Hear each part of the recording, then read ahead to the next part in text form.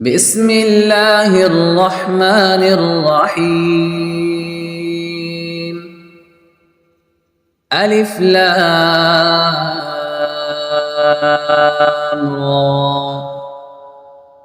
تلك آيات الكتاب المبين. إنا أنزلناه قرآنا عربيا لعلكم تعقلون. نحن نقص عليك أحسن القصص بما أوحينا إليك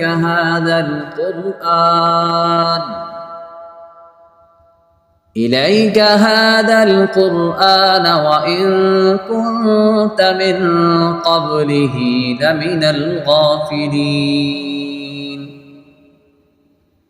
إذ قال يوسف لأبيه يا أبت إني رأيت 11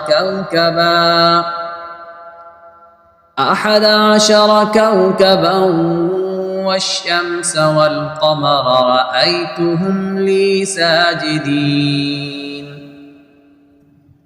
قال يا بني لا تقصص رؤياك على إخوتك فيكيدوا لك كيدا إن الشيطان للإنسان عدو مبين. وكذلك يجتبيك ربك ويعلمك من تأويل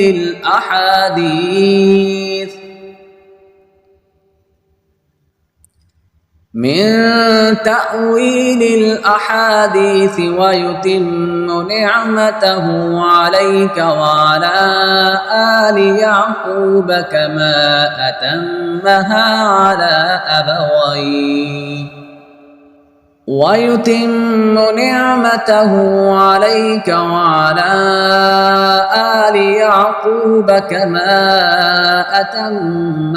على أبويك من قبل إبراهيم وإسحاق إن ربك عليم حكيم.